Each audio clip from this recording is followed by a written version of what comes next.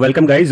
Today we have another mock interview series. This is fourth session in this series, and today the candidate which I have with me has around 2 years of experience. The skill set is Automation Anywhere, UiPath, VBScript, and web services. And remember, guys, this is just a mock interview. This is not a real interview. And if you want to be part of this interview, you can reach out to me via email, or you can register a slot with me by checking the link in the description. With that, let's get started with the interview. Could you please introduce yourself? Yeah, sure. My name is Vinay. I'm currently working as an RPA developer. I have 2.4 years of experience. So in the span of 2.4 years of experience, I got the privilege to develop 7 end-to-end process for the business. So which were of different departments like HRP and LNCO, etc. So I am a certified automation developer. I am a certified developer. So Okay. as Mm-hmm. an RPA developer, I just don't want to restrict myself to a tool like in technology in RPA as well. So I'm currently, learning or working on Automation Anywhere and also learning UiPath. So UiPath, I have given the certification. I have the associate certification in the Mm-hmm. UiPath as well. So apart from this, I have the skills like I have used the REST APIs at certain places in the bots which I have developed, and Okay. that is about me in brief in total. Okay. Okay. Yeah. Let's move on to the next question. So, you said you have worked on seven odd projects. So, could you please explain me in brief about your current project? Okay, so I'm currently working on a project, on a certain project where it involves certain client applications. So basically, those applications are the legacy ones. So as you know, that legacy applications automation is a bit challenging thing. So I worked on an application which called as SaaS. It's an application which is a legacy one. So they are using it from like past 20 years. Mm-hmm. So it don't have APIs in order to retrieve the data or push the data into the that will be stored as a backend. So there is no such thing where we use the API. So it's completely a web-based or a desktop-based interaction with the screen. Mm-hmm. So basically, that application is a legacy one. So it automatically they will be pushing updates at sometimes without. So let's say I have developed the bot and the bot is good in running good in production. So there is an update. There is high chance that the bot breaks. Mm-hmm. As there are at certain places they will be adding newer buttons at some places, which will be resulting in changing of the X path of a previous one. So that will break the bot. So, yeah, I would like you to explain this part, like how you handled the constantly changing UI or the legacy UI when you were saying Yeah, that yeah. there is a change of XPath and the objects change from the location. How do you Hmm. create a bot that is resilient enough or that handles all these issues? So, could you please explain that? So basically, so we had an option called recorder. So basically, a recorder relies on the XPath when it goes to a web automation, and it relies on UI automation when it goes to a web application, which is legacy. So if we go with the recorder, as you asked, how you will be dealing with the ones which breaks in a period of time, right? So basically we will be going with the recorder option. So where the recorder not only relies on the image but also relies on various objects. So that is XPath and other IDs, that is JavaScript IDs also. So it will be identifying the objects not only based on the position but also based on other certain criterias as well. So we'll be taking off the criteria which specifically, you know, put that particular object in a specific location, but we'll be having the other respective things, so which can able to identify the objects without the position. Mm-hmm. So that can be helpful even if the object changes its position also, the bot can able to identify it. And the retry logics are way better, because I use a retry logic at certain positions where the bot is no there are high chances for the bot to Mm-hmm. not identify the button or the object for the first time. It tries for like three or four more times, like the n number of times which we give there. and it clicks on the certain button and it moves on for the next capture or next text into type into thing. So in Mm-hmm. in that way, I have coded the bot with retry logics and using the screen, using the object position very less. So in order to make the bot reliable, so that it don't break at certain position. So when it comes to updates, we have mentioned me- spoke to the clients, and we came to a conclusion that they will be sending an update for us if there is a application change that gonna happen, that gonna break the bot Mm-hmm. a day prior. So Mm-hmm. they will be, as they have the test version, that is beta version, so I'll be working on the beta version, and I'll be recoding the bot as it could be released in the next day. So with that, I can able to maintain the bot without breaking. Yeah. So these So are the some. Yeah, establishing yeah, a sure. better communication channels with Mm, the client, yeah, and yeah, they'll just let us know in advance, and so that we are prepared. yeah, exactly. Okay. Moving on to the next question. So you have mentioned in your resume that you have worked on macros a lot. So can you please Yeah. explain the scenario and the error handling or exception handling in macro as well? Yeah, sure. So I have written macros for one of my bot. So where basically it involves a lot of Excel, filtering out and Mm-hmm. deletion and insertion of data into the Excels. So there I have written the macros. Uh, so basically I have written the macros with the try catch. So basically Okay. I written the macro. I written the Java VB script code. So we have an option called run VB script in the automation and where we can run the .vbs files, right? So in that I can able to use the try catch mechanism, and I can Mm-hmm. able to catch the errors, because as we know that in the VB script run function command, we basically have in and out parameters with which I can able to catch the error, and I can able to log the error into the error log, and I can able to handle that. Mm-hmm. So Yeah. in that way, I have implemented the try catch logic in the macros. So basically, my macros didn't break. The there is a chance that it might break. So I have taken the try catch mechanism in order to be safe. So how you used to identify potential use cases for automation? Like how you said you were part of identifying use cases, feasibility. So what was Yeah, the yeah. criteria? So basically, we have a feasibility uh, feasibility chart, that is we maintain it as an Excel file. Mm-hmm. Mm-hmm. So basically, we go to identify automation based upon the feasibility index.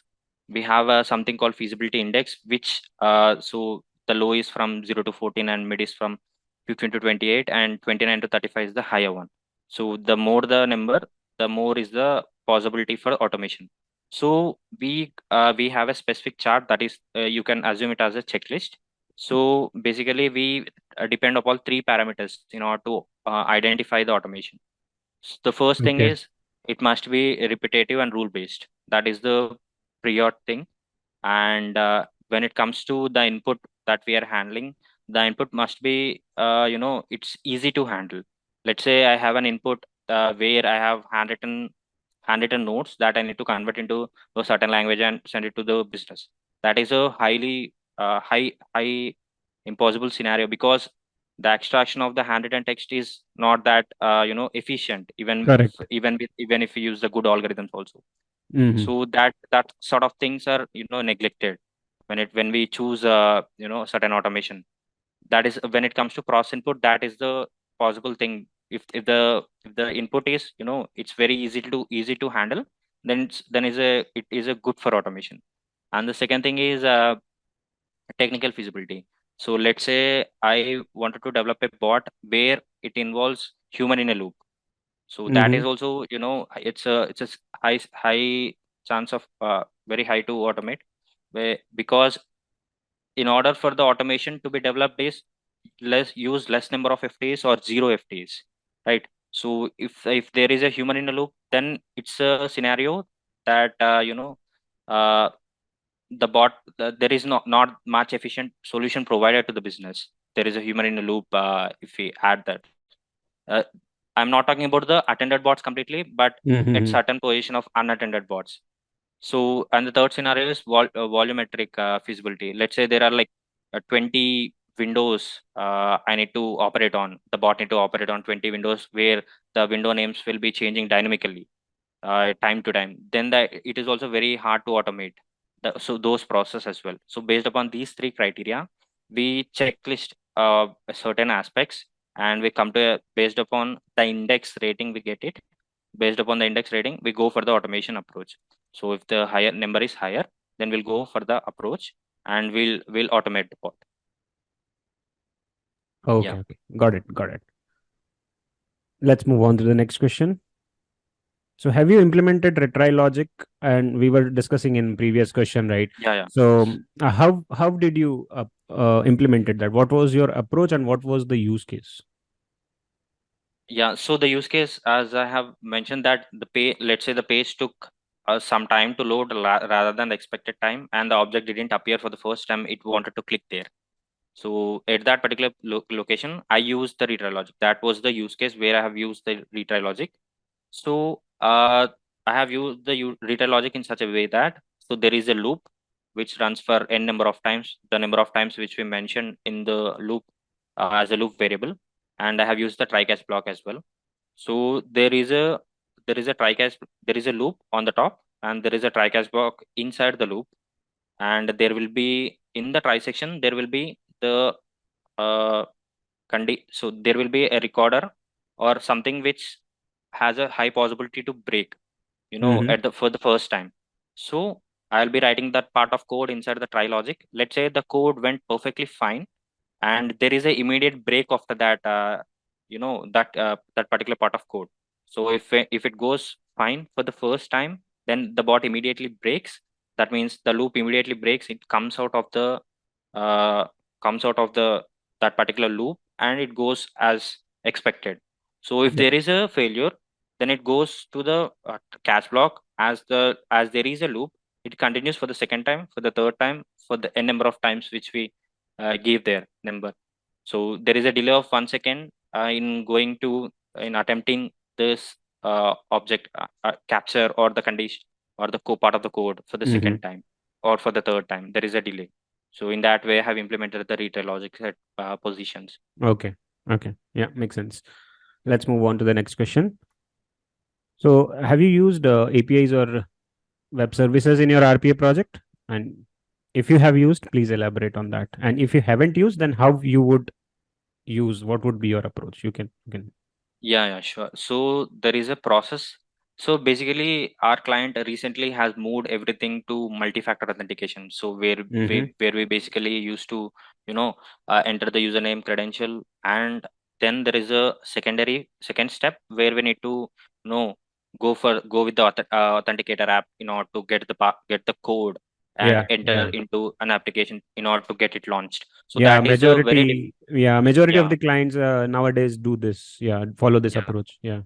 that there we have faced an issue, where our bot is broken due to that thing.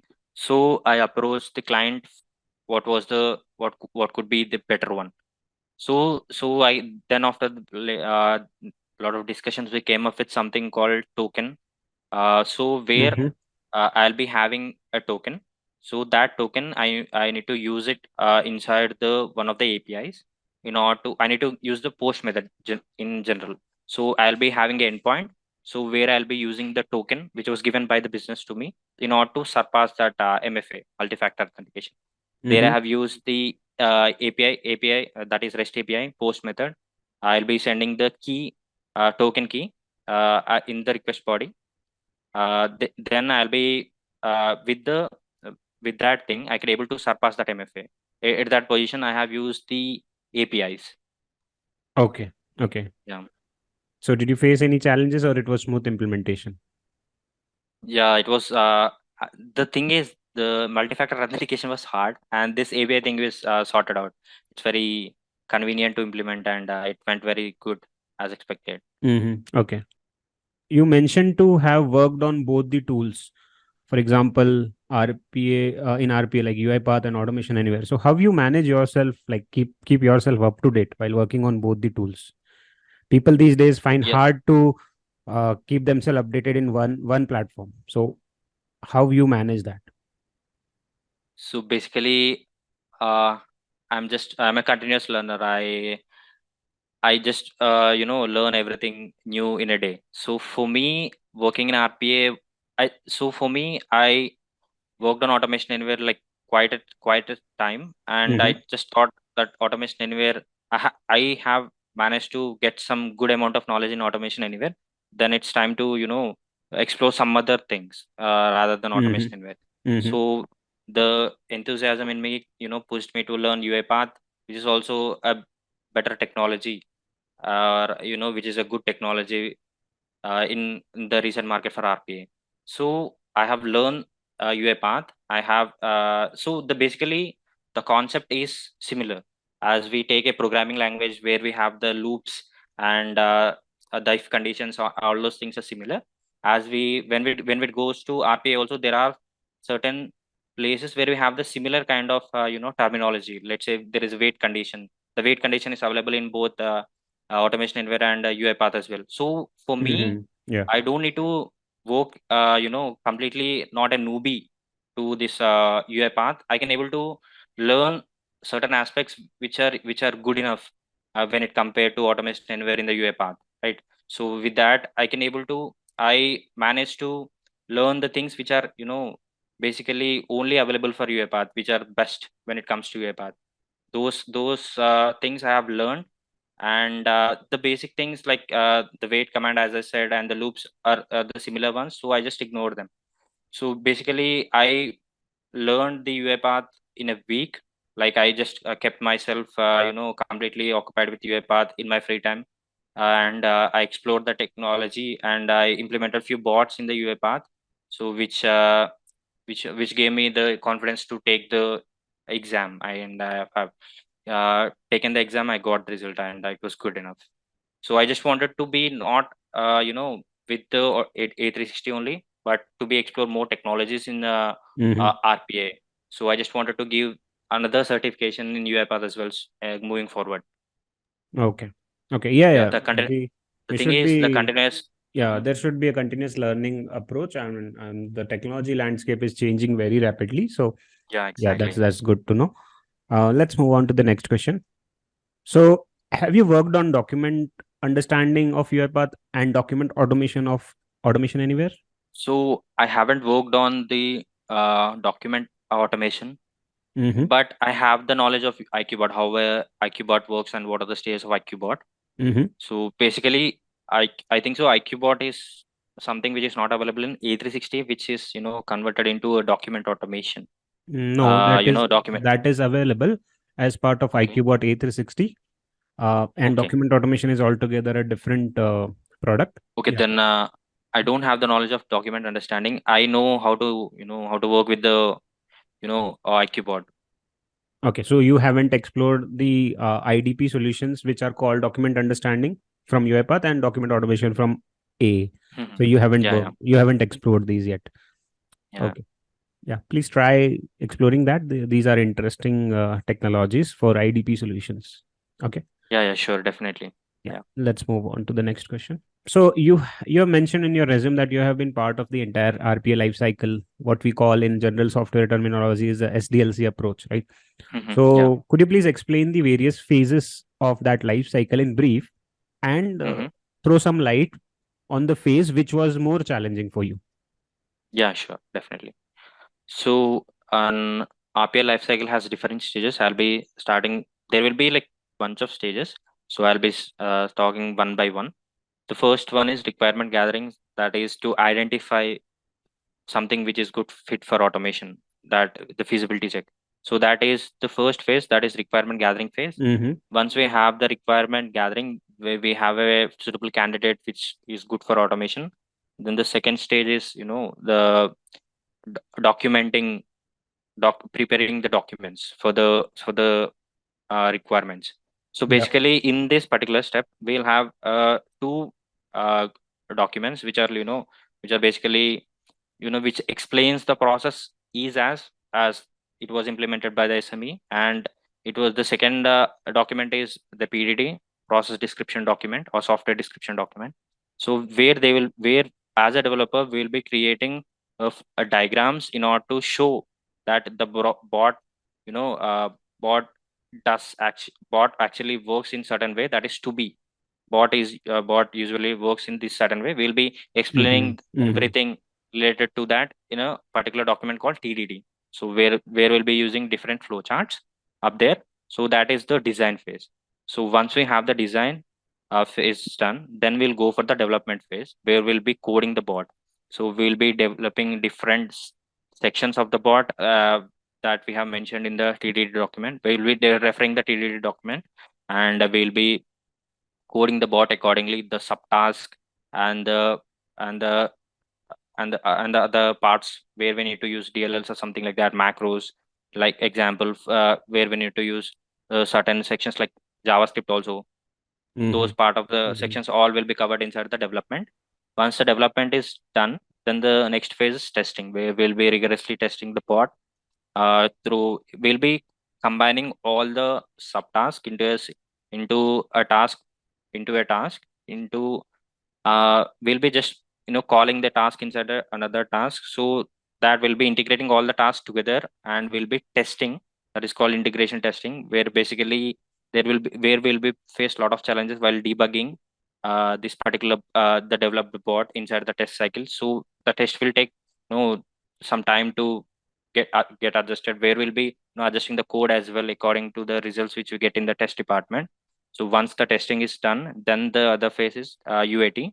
So where we'll be having a demo with the SME, showing that how this is how the bot works and this is how much time it takes for the one record to complete, and we'll be explaining everything about the bot, how the bot does, and how it is more beneficial compared to an FT, a full-time employee.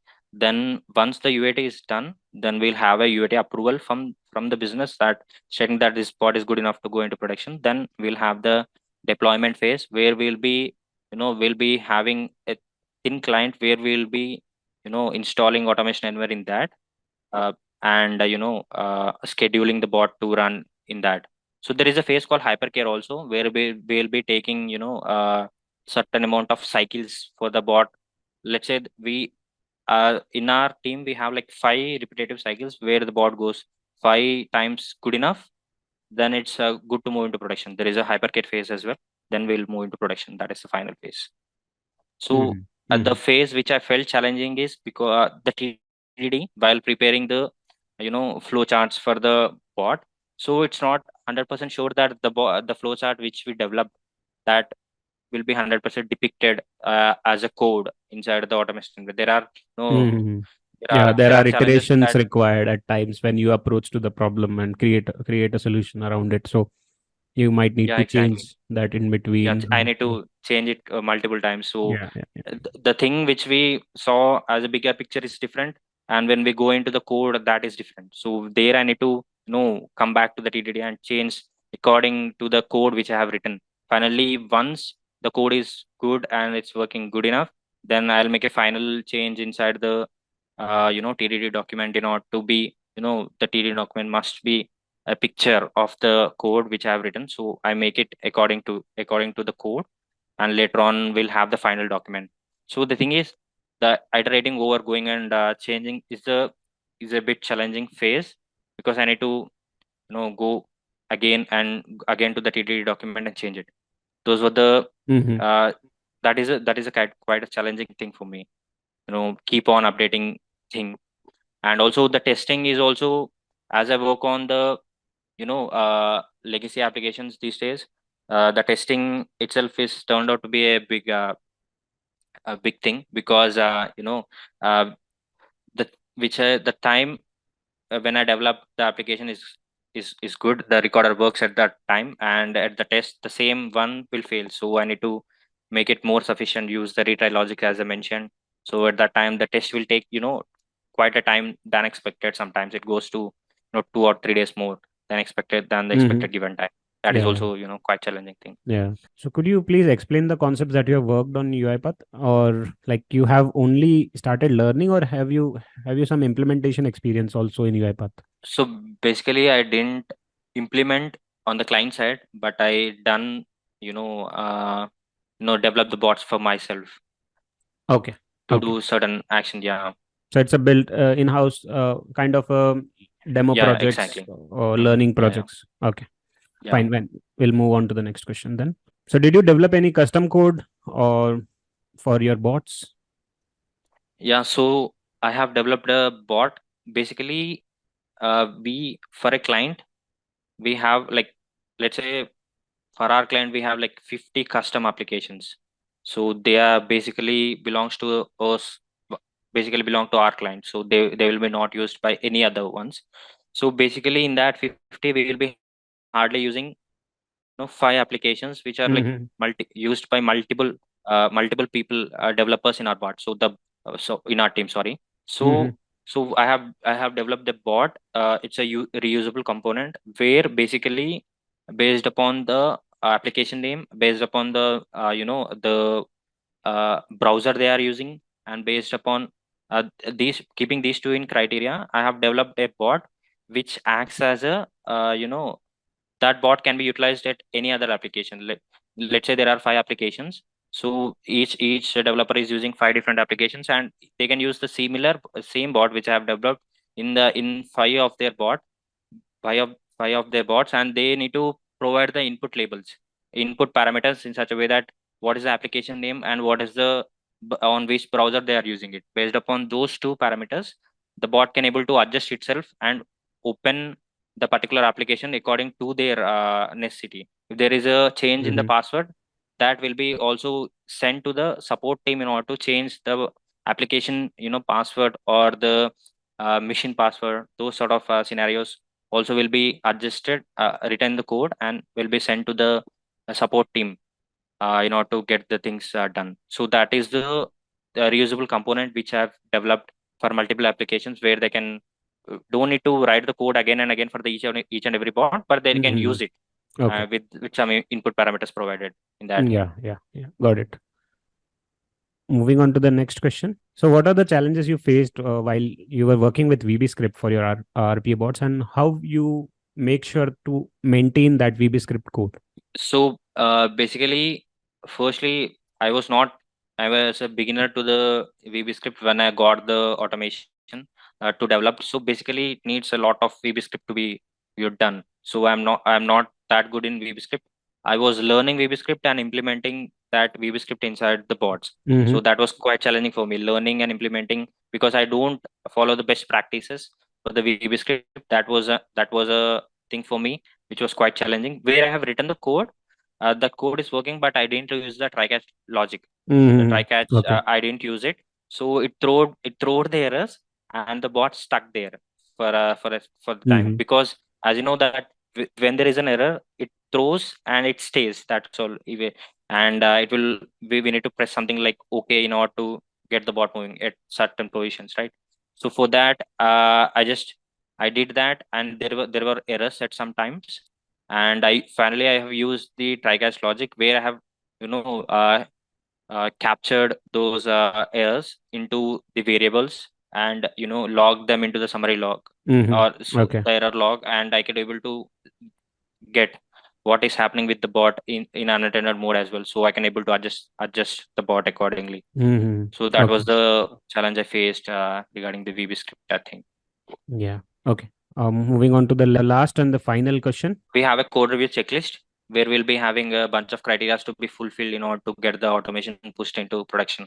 Mm-hmm. So they are like, what are the best practices you followed, and where are the comments? Comments are must in our code, the comment Mm-hmm. section, Yeah. and everything there is a specific checklist for each and everything. There is a Retry Logic also, which I spoke Mm. Yeah. before, that need to be implemented. Like there are like n number of things that need to be passed in order to move that bot into production. Yeah, that's what about the code review is completely about. There is a specific checklist which I need to fulfill in order Mm-hmm. to move that bot into production. Fine. I think I'm done with the interview. So, how was your experience regarding this interview? Yeah, it is good actually. I could able to rethink about all the patients which are developed, and I could able to recall all the challenges which I have faced. It Mm-hmm. was Mm-hmm. good experience for me, talking with you. Jitendra. Okay. Great to know that. Do you have any questions? Yeah. So I just need the feedback. How was I like? Yeah, Let's say you that's are our next interviewer. section. That's next section I'm coming to. So So as interviewer, like mhm. based, how would you decide the candidate is a ideal candidate for the role? No. That's basically how you explain your project, like what is your approach, and from that we can sense out. I mean, whether the candidate have really worked on ground, like really worked on the projects, or he's just bluffing around. So the way how you Okay. explain the precise information, which is only possible to give when you have actually worked on the project. So Yeah. that is one thing I look for, and then how you are articulating points, how you are answering, what is your approach. So all those things, like there are many parameters which I can't share right now in this call, but yeah, these are the some hints which I can share. Yeah, coming to the last section, like feedback. My feedback for you is like my experience as an interviewer was also good. I like I mean, if we get such response, then it's good that we interview. So it was Yeah. very good overall experience, and I don't have much feedback to you. You are already on the right path, and please explore the new capabilities in terms of IDP solutions and the RPA plus AI solutions. Okay, Yeah. Yeah. all the Sure. Sure. best. Request to the viewers, please subscribe to the channel, and thanks for watching. Thank you for Yeah. your time. Have a good day.